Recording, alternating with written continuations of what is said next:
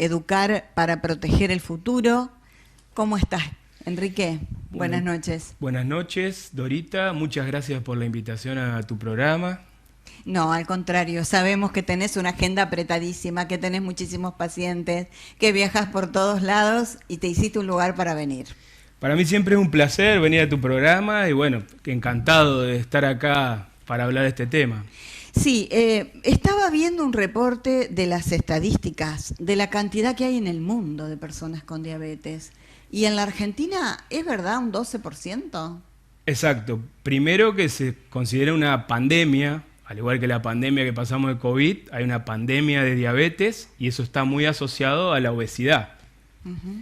El 12% es lo que reportó la encuesta nacional de factores de riesgo del año 2018, que se calcula aproximadamente 4 millones en Argentina tendrían diabetes. Y otro dato muy importante tener en cuenta, y sobre todo por este lema de fomentar la educación y la prevención, es que la mitad de los pacientes que tienen diabetes no saben que son diabéticos. No tienen síntomas. No saben porque no tienen acceso a estudios o porque no se realizan los estudios de rutina necesarios.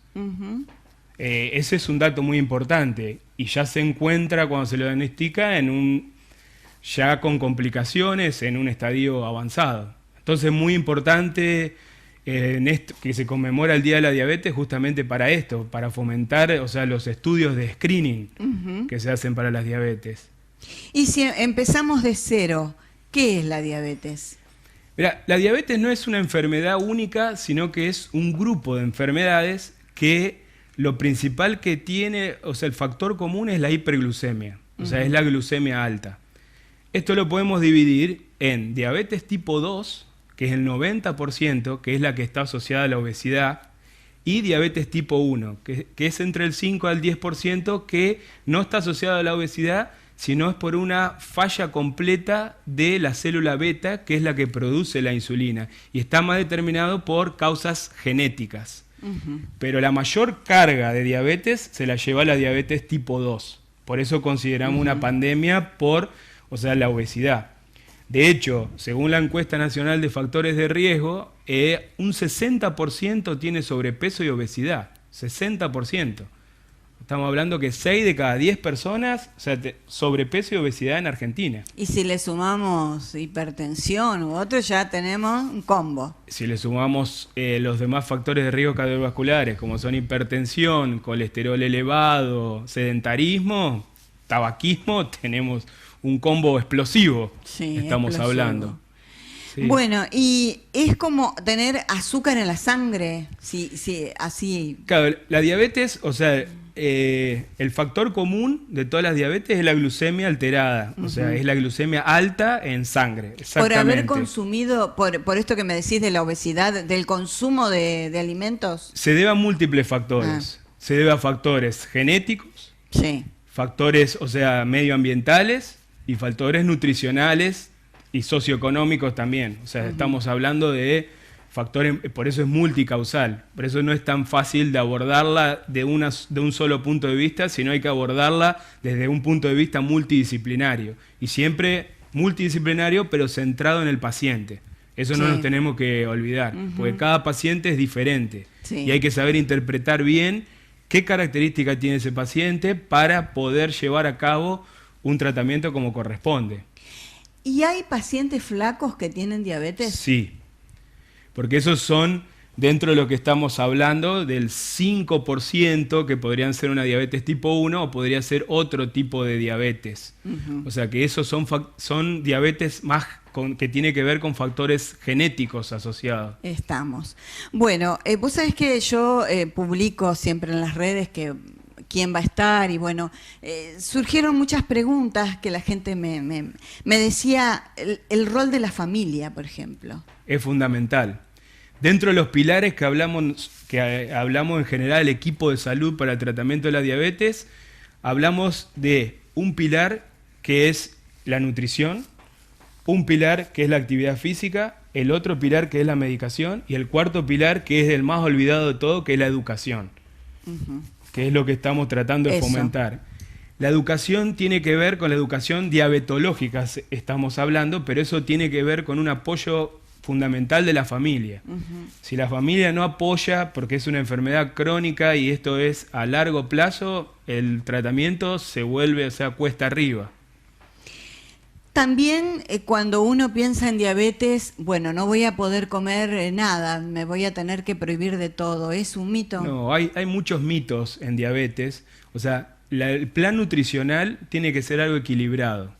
Equilibrado, que tiene que tener todos los nutrientes. O sea, no es que no pueden comer una cosa o cierta otra. O sea, tiene que ser algo equilibrado en cuanto al aporte de hidratos de carbono, en cuanto al aporte de grasa, en cuanto al aporte de proteínas, de minerales, o sea, de fibras. No es que no se puede comer una comida o la otra, o sea, se puede comer todo en una cierta proporción, estamos hablando, y tiene que ser la proporción justa. Por eso, en este pilar fundamental es donde el equipo de salud tiene que tener un nutricionista, siempre, o sea, de apoyo para esto, porque en la consulta endocrinológica y hoy en día cada vez es más rápida, o sea, y se trata de tener tal y tal factor, o la medicación, subí esto, bajá aquello, pero el pilar fundamental de la nutrición necesita un tratamiento, o sea, un eje específico y una dedicación específica. Por eso ahí en el equipo de salud tiene que estar siempre formado por una nutricionista. Claro. El tema de un diabético, ¿siempre se va a tener que inyectar insulina o hay medicación que se puede tomar por boca o no? No. La insulina, para desmitificar, Sí. es una medicación más. O sea, porque generalmente lo que tiene como mito de la población general es que ya llegó a la insulina y es como que llegó al final de su diabetes o al final, o sea, ya tiene complicaciones, y al contrario. Si uno utiliza la insulina a tiempo como corresponde, es una medicación más. Estamos hablando, como te decía Dorita al principio, que hay una diabetes tipo 2 que está asociada a la obesidad, o sea que hay que cortar con la obesidad en ese caso, y hay que cortar de raíz. Sí. Si uno, en la diabetes tipo 2, que es la más frecuente, que estamos hablando de un 90%, no trata la obesidad, ya tiene una batalla perdida.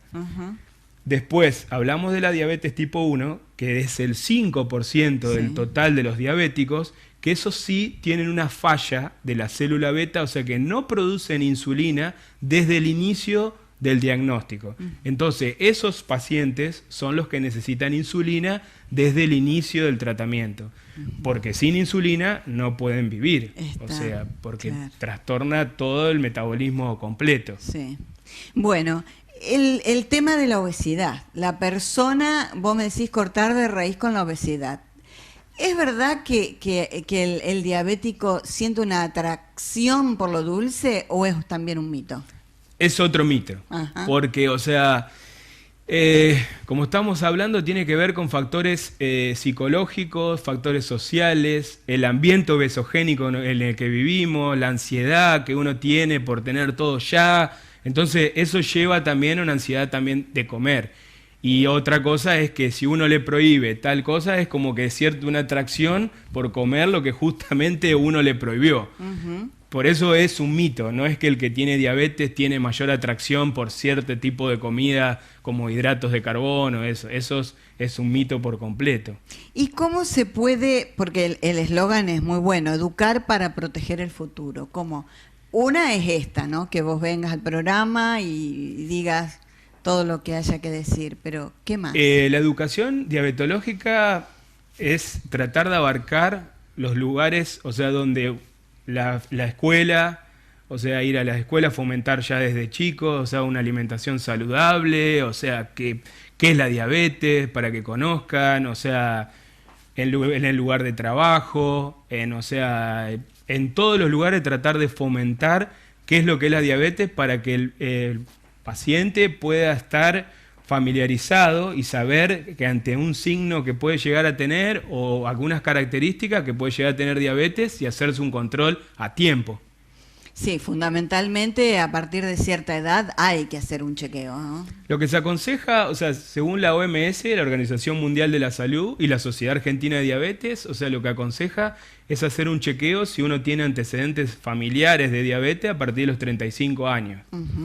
Y Si tienes obesidad, que es un índice de masa corporal mayor de 30, si tiene colesterol elevado, si es sedentario, si es hipertenso, hacerlo antes, a los 30 ya. Claro. Sí, el tema es lograr que vaya la persona, ¿no? Porque... Totalmente. Y el tema de, bueno, es diferente la diabetes en el embarazo, ¿no? Sí, la diabetes, o sea, como expliqué anteriormente, se clasifica en grandes rasgos tipo 1 y tipo 2, que son lo que se llevan la mayoría de la diabetes. Pero después hay otros tipos de diabetes que son raros y pueden ser secundarios a medicamentos o secundarios a otras patologías. Y la cuarta clasificación es la diabetes gestacional. La diabetes gestacional es una entidad aparte de los otros tipos de diabetes. Si bien la condición que estamos hablando, el sobrepeso y la obesidad, tiene que ver con el aumento también de la incidencia de diabetes gestacional, es totalmente una entidad aparte. O sea que ya tiene que ver con una cuestión, sí interviene el endocrinólogo, el diabetólogo, el nutricionista, pero ya va de la mano del obstetra. Y ya ahí cambia porque puede haber complicaciones tanto materno como fetales. Y una vez que tiene el bebé, ¿después se elimina esa diabetes? En el 50% sí y en el 50% no. O sea que la mitad de las pacientes que tuvieron antecedentes de diabetes gestacional quedan con diabetes gestacional y la mitad no. De esa mitad que no, pueden desarrollar diabetes a lo largo de su vida. O sea que eso también es importante tenerlo en cuenta para un seguimiento, porque muchas veces la paciente se tiene que realizar un monitoreo de glucemia, que se tiene que medir la glucemia todos los días, termina el embarazo, se cansó en que tuvo el bebé y todo, y no vuelve a la consulta. Y ese es un error también, porque al no volver a la consulta no se puede reclasificar si la paciente quedó con diabetes o no.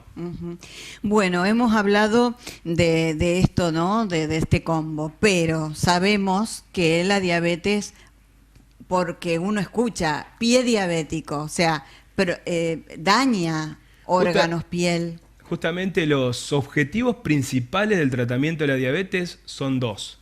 Uno, mejorar la calidad de vida del paciente, que no es menor, y es todo lo que estamos hablando. Y dos, es evitar las complicaciones. ¿Cuáles son las complicaciones que puede tener el paciente diabético? Se dividen en dos, que son microvasculares. Microvasculares quiere decir de los vasitos chiquitos.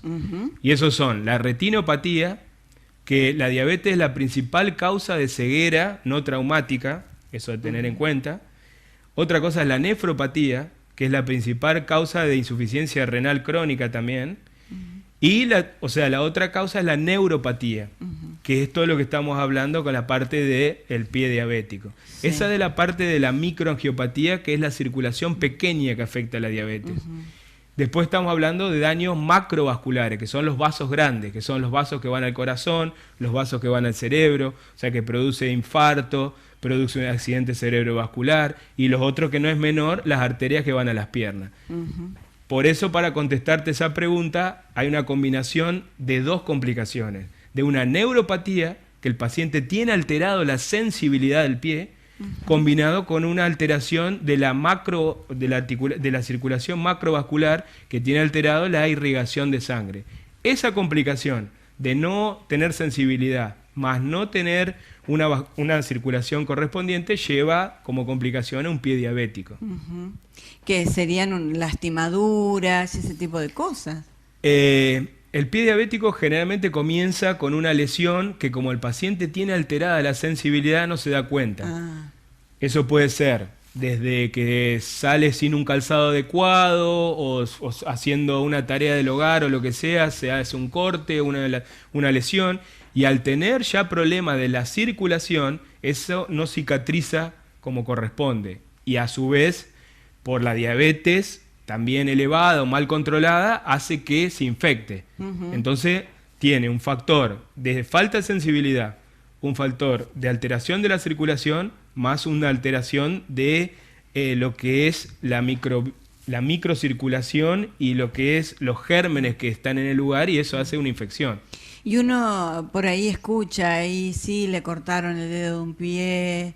¿Es por la falta de sensibilidad, por la falta de circulación? Y tiene que ver con múltiples factores. O sea, generalmente los pacientes que llegan a que le tengan que amputar un pie es ya un estadio avanzado y que hay una sumatoria de varios factores que tiene que ver con un mal control metabólico de la diabetes, con una complicación ya de neuropatía y de la vascularización.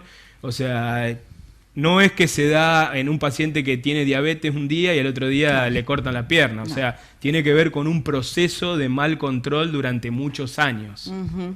Es complicada la enfermedad, ¿no? Sí, por eso hay que concientizar y hay que educar y promover justamente los controles, la atención a tiempo, fundamental. Una televidente me pregunta o me dice si los grupos de autoayuda pueden colaborar en esto de sostenerse mutuamente, ¿no? Sí, y hoy en día el tema de las redes sociales es muy importante también porque hay grupos, o sea, para diabéticos que entre ellos, o sea, se ayudan en cuanto le falta tal cosa o si le falta una medicación, dónde la pueden conseguir, tiene tal complicación, con quién puede ir. Sí, sí, es muy importante. En Santa Fe me contabas que hay. Sí, en Santa Fe está ASDI, que es la Asociación Santafesina de Diabetes, o sea que ellos brindan, o sea, ayuda en cuanto a la parte legal, en cuanto a la parte de medicamentos, en cuanto... Claro, por todo el tema, ¿no? De pedir... Del acceso. Del acceso a no sé, son tiras reactivas, que hay un set de... Al acceso, sí, tanto a la medicación, que hoy en día, o sea, la insulina, como sabemos todo, ha aumentado muchísimo, el acceso a las tiras reactivas, como decía, para poder realizar un monitoreo de la glucemia. Entonces eso brinda ayuda en cuanto a asesoramiento legal de cómo pueden, o sea, manejarse para poder conseguirlo. Bueno, y también me preguntaban, pero bueno, no, lo voy a investigar, prometo que voy a averiguar. Hace muchos años había como una asociación de diabéticos esperancinos acá que trataba de... Pero bueno, no sé en qué quedó, así que... voy a averiguar porque también, fíjate todo lo que generó tu visita, Enrique. Sí, yo creo que es muy importante y en lo que yo pueda ayudar o poder, o sea, sumar, no hay ningún problema, encantado. ¿Y cómo son tus pacientes diabéticos? ¿Se portan bien? Contame. Como todo paciente en general, hay pacientes muy bien estructurados y que tienen excelentes controles y otros pacientes que necesitan darle más apoyo y llegarle de otra manera y eso es fundamental y es un trabajo día a día. Porque lo fundamental es ser claro en lo que uno quiere transmitirle al paciente y ser claro en las palabras que uno utiliza, que eso es lo primordial. O sea, no hablarles con palabras, técnicamente difíciles o que no pueda entender o que no pueda saber.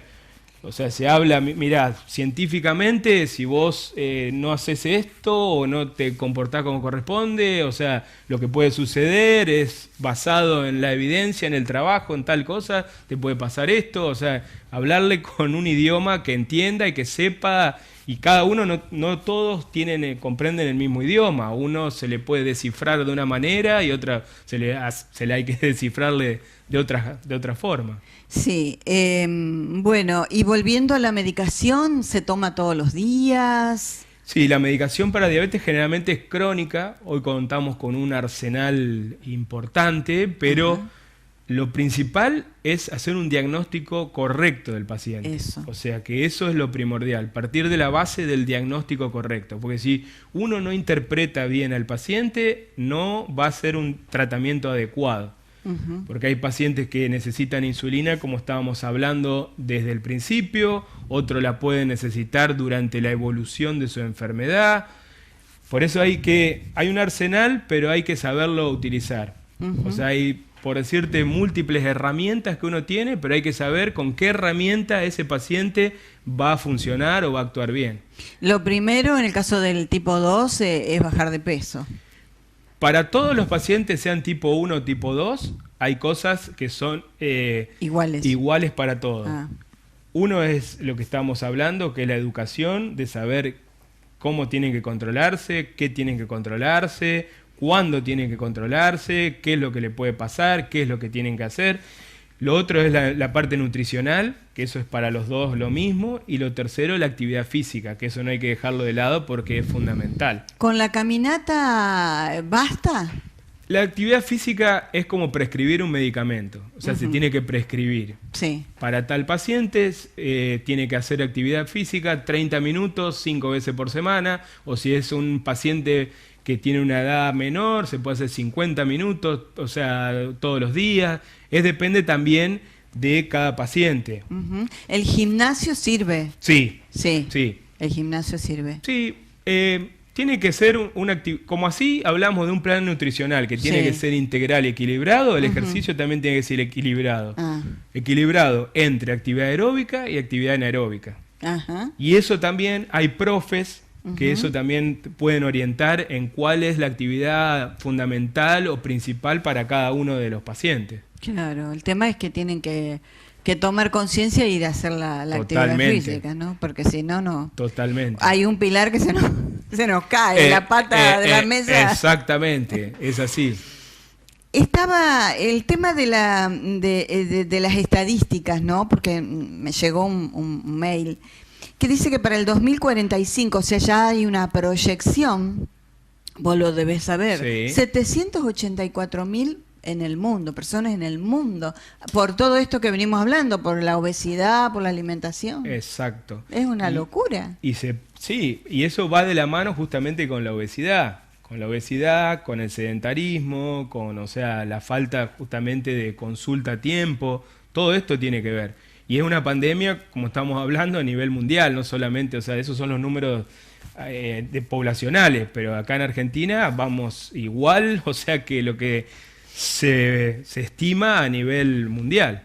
Y volviendo a la alimentación, viste que hay una ley de etiquetado frontal que se tiene que poner en práctica, pero yo no veo los envases todavía, no los he visto acá. El tema de los multiprocesados, ¿es perjudicial para el diabético? Sí, totalmente. Y he visto pocos envases que dicen alto contenido en grasa o alto contenido en sal. Lo he visto, o sea, hace un tiempo, pero después ahora últimamente no lo he visto, pero eso estamos hablando de la promoción, porque la promoción tiene que partir, o sea, a nivel, o sea, no solamente gubernamental, tiene que haber un apoyo, que esa es una pata fundamental para fomentar todo, y eso es una ayuda, o sea, que es fundamental.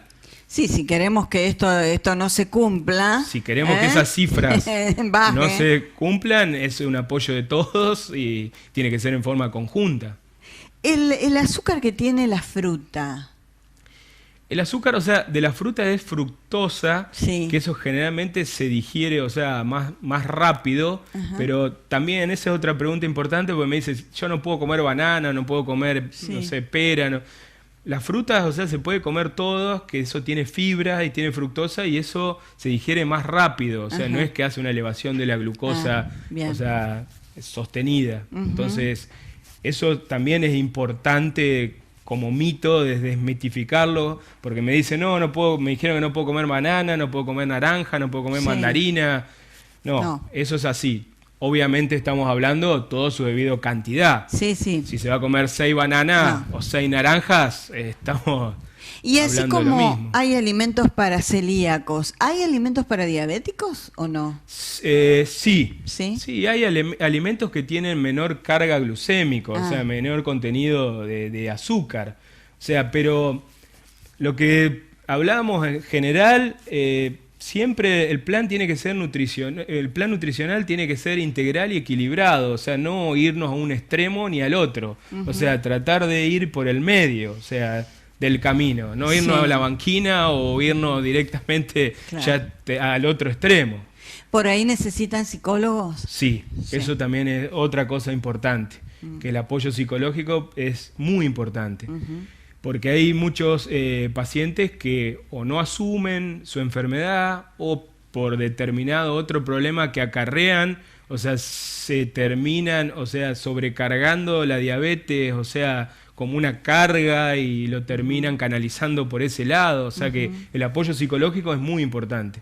Por eso cuando hablamos de equipo multidisciplinario, estamos hablando de nutricionistas, estamos hablando de psicólogos, de clínicos endocrinólogos, diabetólogos, y estamos hablando también de profe de educación física. Claro. Que eso también sería integral. Y es muy importante que nosotros en el hospital tenemos educadoras de diabetes. Ah, mira qué bueno. Exacto, que son educadoras que salieron de la Sociedad Argentina de Diabetes. Claro. Que eso es un curso que se realiza para ser educador. Sí. Ese pilar claro, es el más importante y es el más olvidado. ¿Eso está en Santa Fe? Sí, nosotros Ajá. en el grupo que trabajamos, que es en el Semafe, o sea, tenemos un equipo de trabajo. Bueno, esto se va actualizando constantemente, ¿no? Vos estás yendo continuamente dentro del país, en el exterior, a actualizarte. Sí, porque la educación, como hablamos, no es solo para el paciente, sino es para el equipo de salud. Porque si el equipo de salud no sabe cómo transmitirle a ese paciente, estamos en la misma. Por eso la educación tiene que ser integral, paciente y equipo de salud. ¿Y cada cuánto se tienen que hacer análisis los diabéticos? Depende. Ah. Depende del control metabólico que tengan. Ajá. Cuando un paciente está, digamos, compensado, estabilizado, puede hacerse un control cada 6 meses. Cuando un paciente no está bien controlado, se puede hacer desde verlo cada 1 mes hasta cada 3 meses. Y eso de la sed, que dicen, si tenés sed, consultá, ¿es así? ¿Es un síntoma Sí, la sed? es un síntoma la sed, pero ya cuando estamos hablando de una hiperglucemia franca o una hiperglucemia muy alta.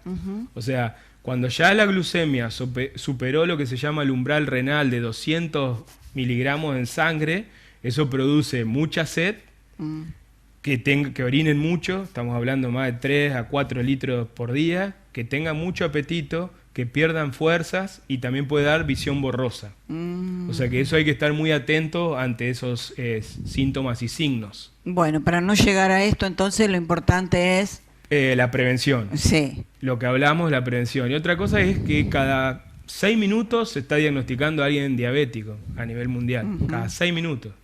Así que bueno. O sea, en este tiempo que hablamos con vos, ya se diagnosticaron unos cuantos diabéticos más sumaron a nivel mundial. Qué bárbaro.